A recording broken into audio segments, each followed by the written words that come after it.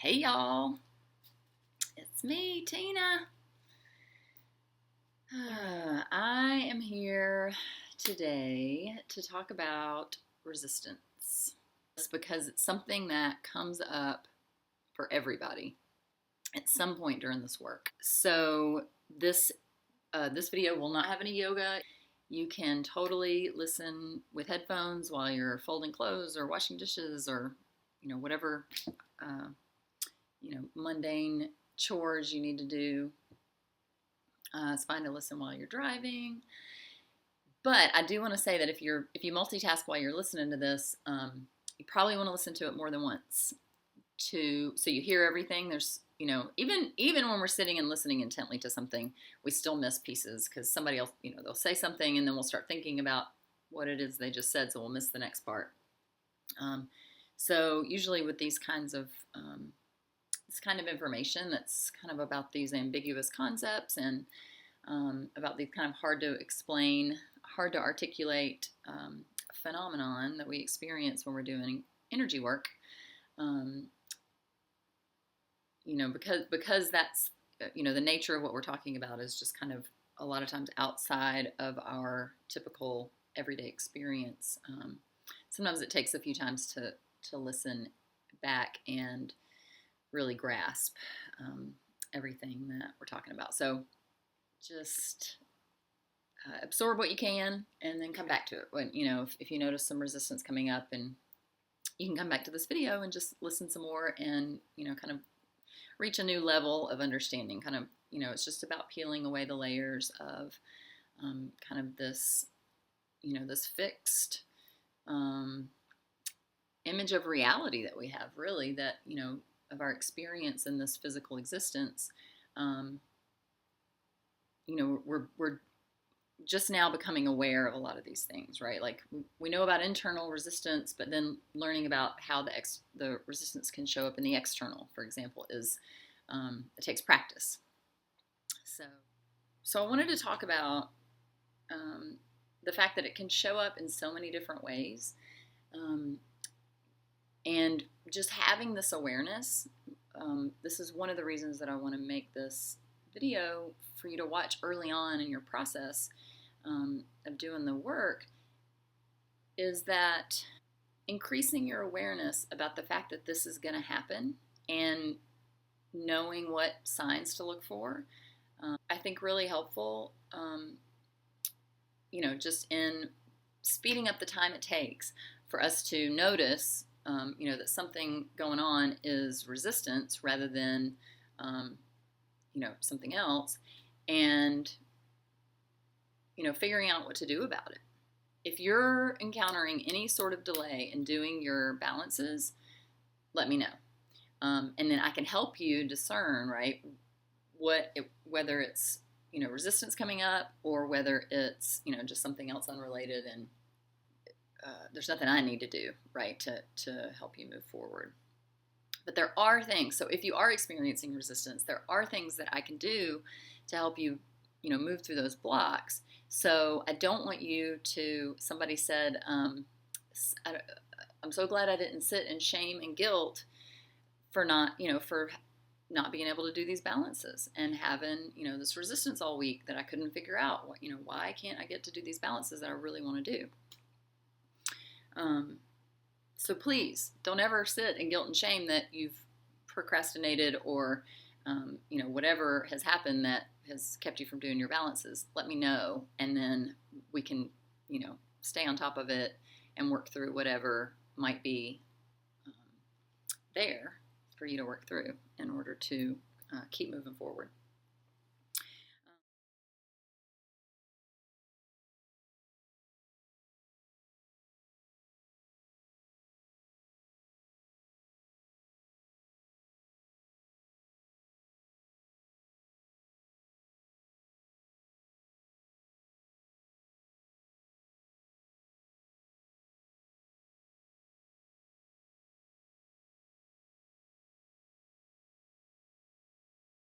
Back to the different ways that resistance can show up.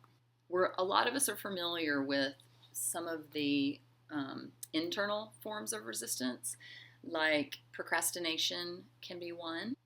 just a general like icky feeling, right, will sometimes come up, and we just so as soon as we start thinking about doing that task, that thing that we really want to do and that we feel inspired to do, but we start thinking about it and then we're like, oh, get a stomach ache, or just have some sort of queasy, uneasy, discomfort feeling in the body. So it can be a feeling in the body. It can be take the form of procrastination.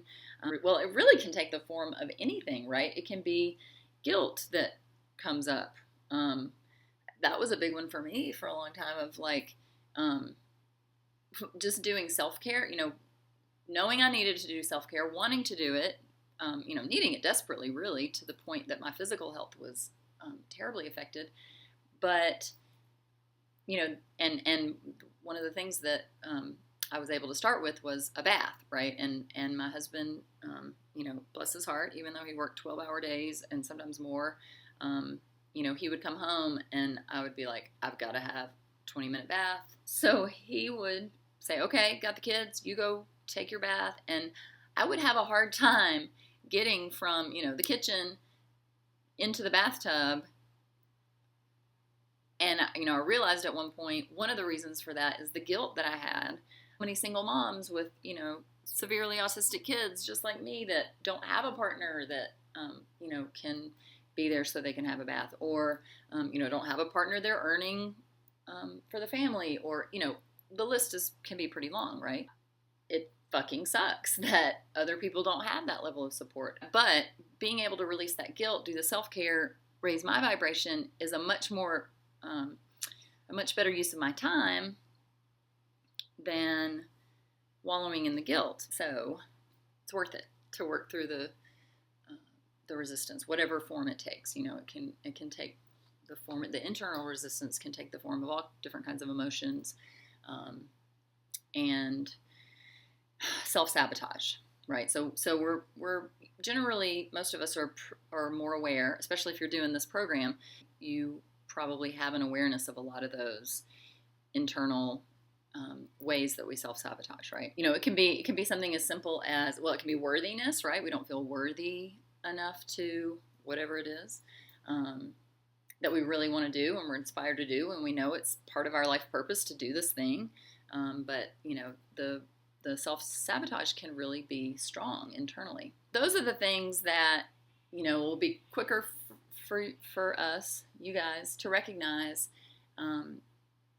since you're more familiar with those internal forms of resistance. So as soon as you notice one of those, shoot me an email, let me know, put it on my radar so that the next batch of balances that I do for you, I can incorporate that goal into that week's balances, if it's appropriate, if that's what your higher self is saying you need. In extreme cases, I can, if I get permission from your higher self, I can do balances for you in surrogacy while I'm doing my own practice. And I just had a situation come up with somebody because the resistance was so strong for her, that I knew that she needed, a little more, she needed some momentum, some help, like creating that momentum, right, to get over that hump.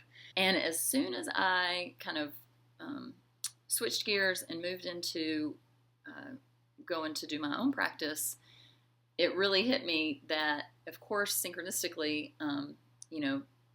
this person is here in front of me with this need, right, to get over the hump, to just do it, right? That was part of kind of the vibe of, and when I opened my notebook and looked at, the goal that I had been working on over the last few days, it was that kind of just do it theme, right? It wasn't just do it on my balances. It was just do it on other stuff that I was inspired to do, that I knew I needed to be doing to fulfill my soul's purpose. But I was having resistance to doing it and noticing a lot of resistance. And so, of course, synchronistically, the universe, made this happen so that it was very easy and seamless for me to go into surrogacy for this person. And she and I both needed to balance some of the same statements, because this is, even though it's resistance about different things, it's the same thing, right? It's the same goal, right? Moving through the resistance in order to get to the most perfect expression of my soul's purpose. So if it's in alignment and, most likely it will be that if you're having that need for somebody to do some balances for you in surrogacy, it will line up for me to do that at some point during my practice. That it's easy. It's easy for me to just add you kind of to the work that I'm already doing that day for myself. No guilt or feeling like you're a burden or I'm having to do extra work for you, or that can be some resistance, right? That we allow to stop ourselves from accepting help from someone. That's just one example, right? So just so you know, me doing some balances for you in surrogacy is an option. It can really help get over the resistance and get some movement going for you, so then you're able to kind of take over and keep going. And it's going to be in the flow. If I do balances in surrogacy for you, it's because everything, the universe conspired for it to be easy and seamless and totally what's supposed to happen. Yeah, so internal resistance, pretty familiar, but external resistance is something that a lot of us are not as aware of. So I wanted to talk some about some of the different ways that resistance can show up for us externally. And really, I think the best way to understand this is that it's almost like it's not almost, it is the kind of shadow side of synchronicity. Synchronicity is a way that our higher selves, our spirit guides, the divinity that's within us communicates with us. Is one of the ways, right? And it's a way that the universe can communicate with us and support us, right? And say, here, this is the way to go. This is, you get signs in your life that nudge you toward, the most perfect expression of your soul's purpose. And on the other side of that, the kind of dark forces in our lives, which the ego is included in that, but I don't want to make it sound like the ego is the bad guy, because this really isn't about good and bad as much as just two opposites of the same experience, or I should say two sides of the same experience. What happens is that just like our higher selves or the universe or the field of energy, the collective consciousness can orchestrate events and situations, circumstances, things outside of ourselves. So just like our higher selves can orchestrate those things to happen, our ego, the part of us that's in fear, can orchestrate outside circumstances to stop us from moving toward the fullest expression of our soul's purpose, because the ego hates change, right? Because the ego and the subconscious mind are so kind of hardwired, right? Our subconscious has been programmed. That programming happened it starts in the womb up to age 7, where we don't have any sort of filter, where our conscious mind is not really there to filter the information and say, this is an okay behavior for somebody to do. This is a not okay behavior for somebody to do. It just all gets put into our subconscious. We get programmed. And then, after age 7 or 8, we just kind of repeat those patterns and replay those same patterns of, whatever it was that the subconscious mind learned was the reality of this existence, right? This physical existence, the rules of our physical existence, right? And those can be, like if you go to the core beliefs, it can be things like the universe is a friendly place or the universe is an unfriendly place, right? We believe one or the other predominantly, right? And there might be a part of us that believes the universe is a friendly place, but when you look beneath the surface, that iceberg, the subconscious mind is like, nope, it's an unfriendly place, and I've got all these experiences, to prove that. So we continue living our lives as if the universe is an unfriendly place, not being able to trust our inner guidance, not being able to trust other people, not being open to receive the abundance and the gifts that we can receive, because we've had to stay closed off because the universe is an unfriendly place. Um, so what happens in the case of the external resistance is, with this work, we are going deep. We are going to the root wounds, mostly that happen before age 7. And, there's some deep shit in there that you've suppressed on purpose and for good reason, because it helped you survive through those first 7 years. And so it hasn't been able to heal. Now, healing these wounds can be painful, right? When we do a detox, we sometimes feel uncomfortable, right? We feel that nauseous feeling. We might have diarrhea. We might have, we might barf. We might just have those herxing symptoms that feel uncomfortable. And so this is like an energetic detox that can, sometimes feel, manifest on the physical level. So, our ego and our subconscious mind knows that we're about to make these changes. It can feel the changes coming, right? Because you've signed up for the program and you've gotten your first week's statements and you've read over those statements and you're like, whoa, this is, this one belief especially is really, touched something, some emotion, and it's already moving a little bit, but the ego's like,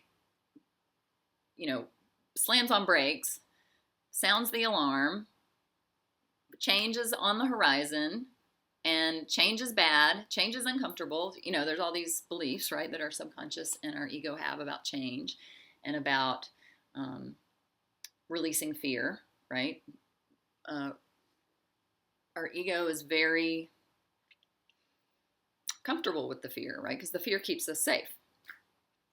So what happens is, it's almost like little demons or gremlins kind of, conspire, right? It's the universe conspiring, but in a different way, to create physical circumstances and situations all around us that keep us from doing our balances or going to our psyche appointment or whatever it is. So I just want to tell a story of kind of my personal experience, one of my personal experiences with this, because over the years I've come up against a lot of resistance and had to work through it and examine it, figure out where it's coming from, and make my way through it, around it, over it, whatever I had to do. So a second ago I was talking about how this work is about healing the wounds from before the age of 7. But when you come to this work, you don't, usually we're not saying, okay, I need to heal that thing from when I was 3 years old or 4 years old. We come to the work saying, this is what's happening in my life that I'm having a really hard time with. I want it to be different. I don't know how to make it different. It feels like it can't even be different, in the situation that I'm going to share with you, it really did feel impossible to change. And so I was depressed, right? That it didn't seem like there was any possibility. I couldn't see a possibility of how it could improve. Get yourself back out of it and, be aware and all that. So I noticed that I was slipping further and further down where I wasn't able to manage it by myself. So luckily I was able to go work with Adrienne, and the biggest thing, my goal at the time was, basically just healing from and dealing with the reality in my life that I had a severely disabled child and, all of the things that went along with that were, seemed to be causing my depression, right? As we worked on, these feelings that I had about, being the mom of a kid with the kinds of extra needs that Tristan has, it became really clear that it wasn't the problem, right? Wasn't Tristan or having, in his seemingly incurable condition.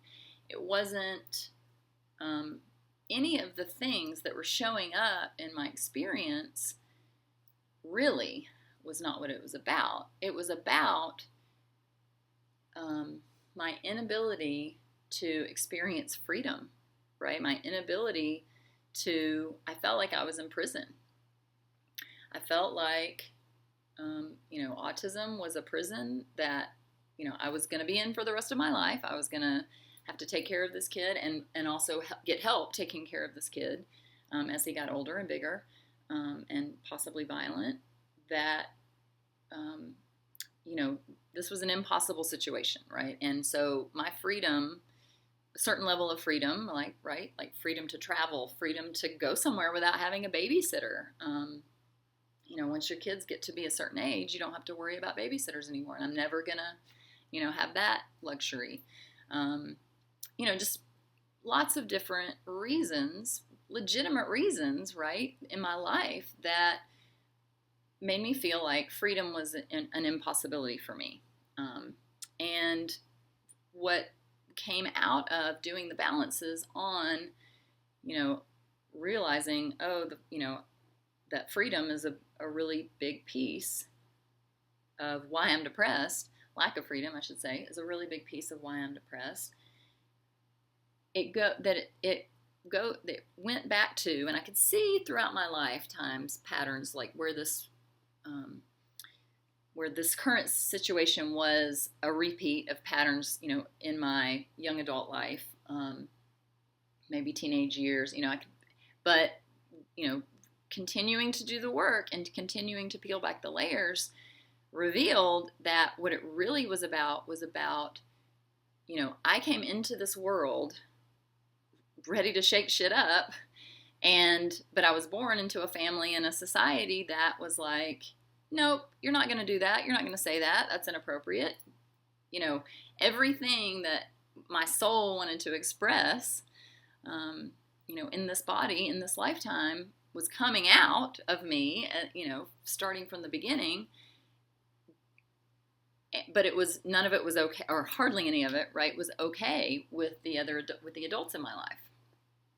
And, so it was basically all of my freedom was taken away, right? My freedom to speak the things that I was inspired to speak, the freedom, to do the things that made my heart sing, because I had to go to school, and, it doesn't matter how miserable you are at school. It doesn't matter if school gives you a stomach ache and diarrhea and all the things that, the stress and anxiety of school can do. It doesn't matter. You're going there, you're in that prison, right? Every day, except Saturday, which was like, even now, like Saturday just is like the best day to me. Sunday we had to go to church, and there was, a lot of stuff that we had to do. So I got one day a week, right, of kind of semi-freedom. And once, we did all these balances, got to the point where stuff started bubbling up. It was huge. It was earth-shattering. It was gut-wrenching. It was intense. It was a lot of fucked up shit. And it wasn't until my early 20s that I really began to take more control over my life.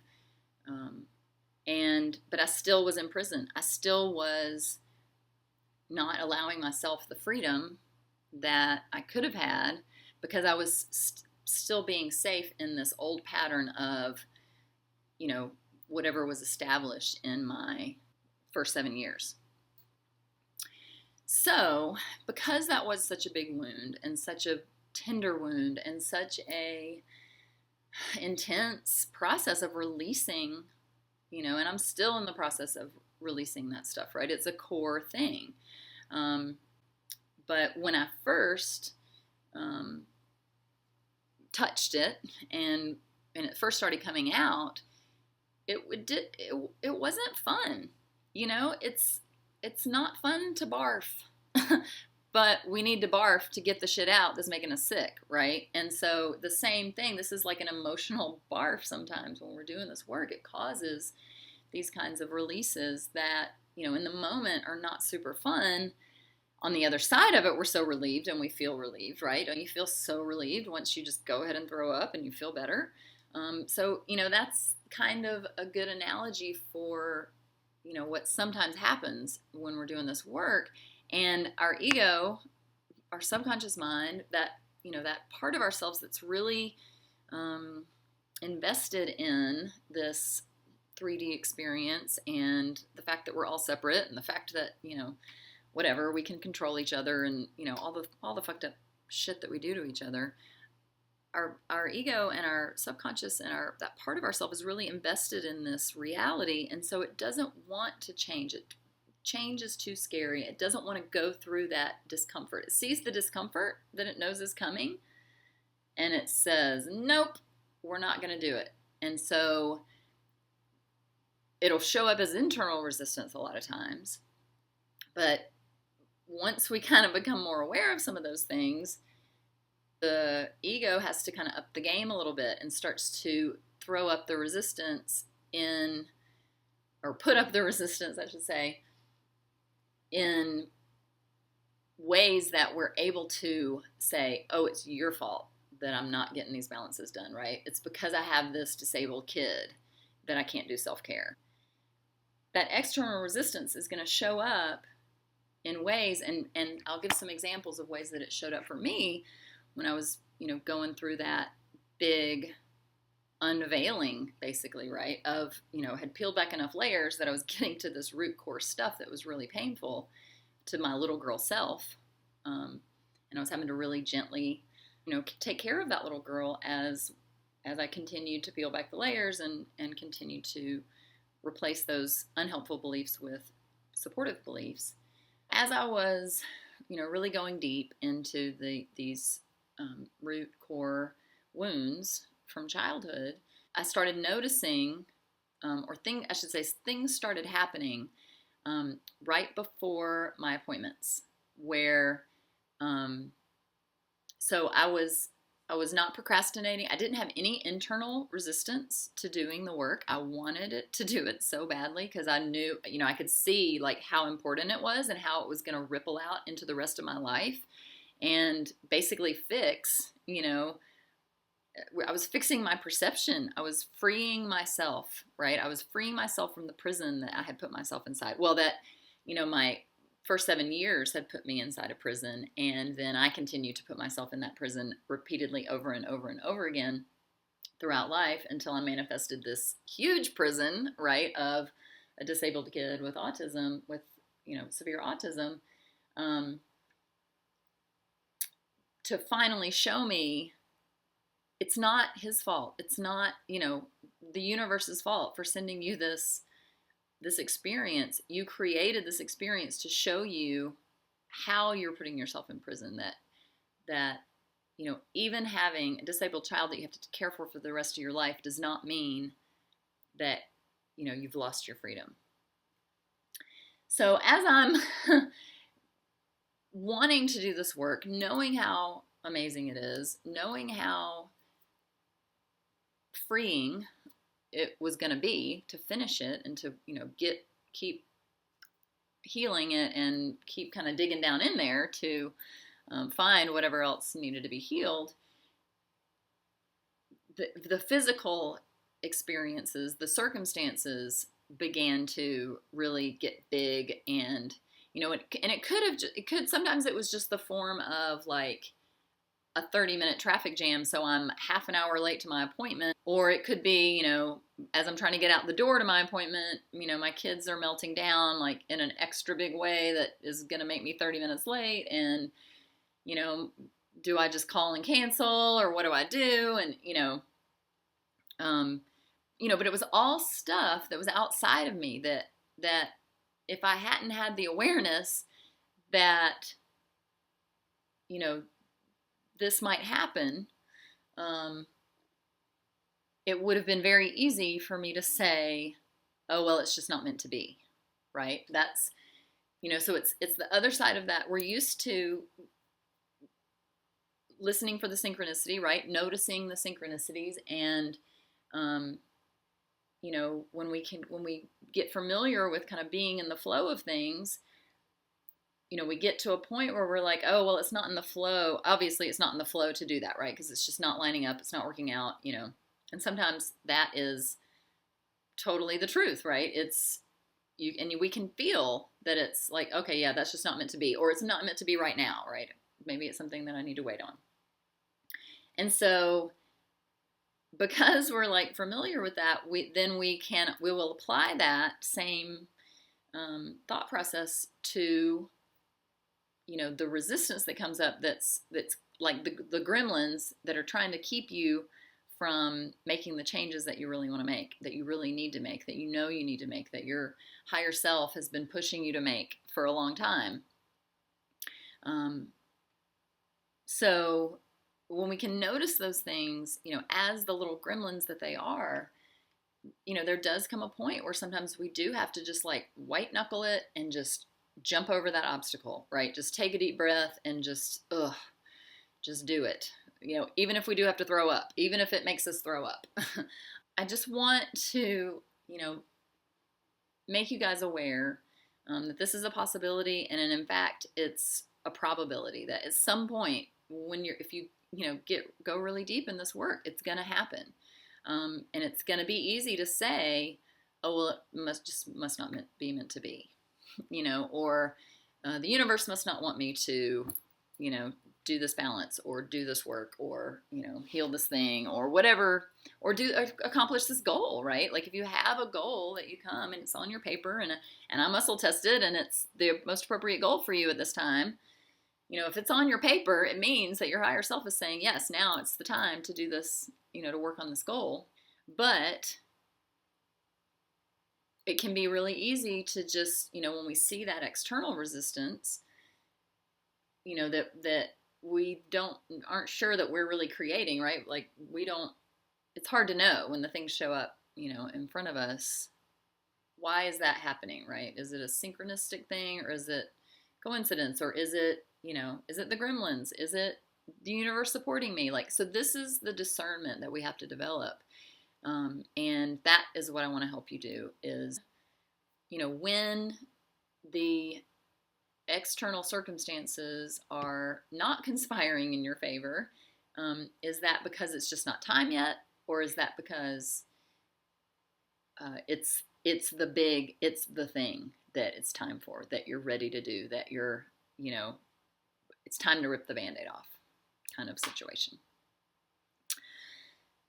So, it's really important to be aware that when we are on the cusp of the biggest, most profound changes or expansions or, whatever it is you want to call it, that's happening, it's evolution, right? We're moving into an expanded version of ourselves, right? Moving into a more authentic expression of our soul's purpose. And so when we're about to make that kind of step, when we're about to take action on doing that, the part of us that wants to stay comfortable in that rut is gonna get even bigger. It's like the bigger the change you're about to make, the bigger the resistance often will be, or the bigger the fear will be. And so that can be internal, like fear or guilt or procrastination, but it also can be external. And it's just really helpful to, if you'll just let me know what it is that's showing up, whether it's something internal or something external, and then kind of, if it's stuff that's external, then we can talk about, I can help ask some questions and peel back some layers of, how does this situation that's showing up look like something that happened to you before the age of 7? How is it a repeat of that pattern? And so when we can, sometimes I can make those connections for you because I have that, outsider's perspective. And then we can say, okay, this is the reason there's so much resistance to this statement or doing this balance, because it's connected to that deep wound, right? That's pretty intense, that, has been with you for so long, and painful, or maybe, you've been in denial of that wound, or you've stuffed it down so much that you're just not even aware of it, right? It's in the subconscious. So sometimes you're not, you don't become aware of it until you do a few of the balances, or maybe until I do a balance for you in surrogacy, so that just to kind of help kind of clear away some of those cobwebs, so that you can see what's happening, what's actually happening behind those external circumstances that are stopping you, and that seem to be beyond your control. So obviously, there are things that are beyond our control, and that we can't see a way to change, right? Like, having the child that I have, there are certain things that just are, right? Just the reality of the situation. But the cool thing about this work is that as we, do our balances and peel back the layers and, release the unhelpful beliefs and increase our supportive beliefs in our subconscious, the obstacles begin to dissolve. It's like, it really is like magic. But, one good example of that is, me, and really, right, like all of our obstacles kind of are perceived, because even if we have a reality in front of us that, is kind of black and white, this is the way it is, changing our beliefs is what's going to help us figure out a way to go around that thing, or over that thing, or through that thing, or, whatever it turns out to be. There is a way, to accomplish freedom, despite the fact that you have, a kid that has the high needs that they have. Now, it's going to probably take more than 2 or 3 balances, right, to dissolve those obstacles, because it's a pattern that, has been in place for a long time. But it is pretty miraculous the way the obstacles dissolve, or the obstacles change, right? Or they, sometimes they really do just totally go away. Like a circumstance will be there, and then, once we do enough of our own work, it's just like, yeah, that thing just is gone. Or something comes, like one of the things that happened for me is that, I needed support. I needed more support than what my husband could offer, and then what we could afford to pay somebody to give. And it showed up in, in a very unexpected way. We invited a friend to come live with us because he needed a place to stay. And, it very slowly kind of morphed into him being, a third adult in the house in order for me to have some relief, for my husband and I both, but mostly me to have some relief from the high demands of, my kids, and especially one of my kids in particular.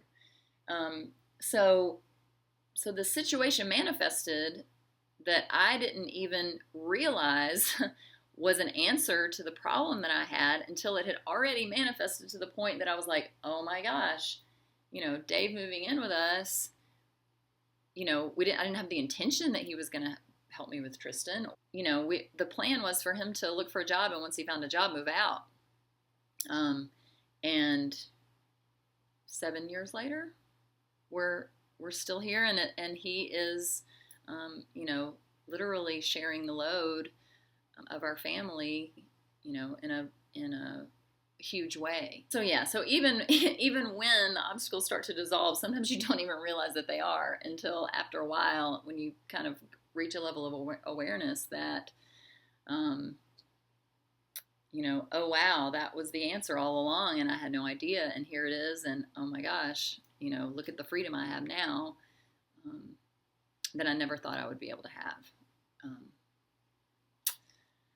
All right, so I'm going to try to edit this down so that it's not too super long, but yeah, I hope you'll give it a listen again, at some point next time, maybe that resistance comes up for you, or even if you don't notice it as resistance, if you are having a hard time getting to the balance, because of different external circumstances, just let me know, and then we can kind of investigate and see if really what the issue is that your ego is throwing up some roadblocks. Thanks again, everybody, for participating in this work. I'm really excited about the potential that I see for letting more people experience the benefits of this work, and I'll see y'all next time.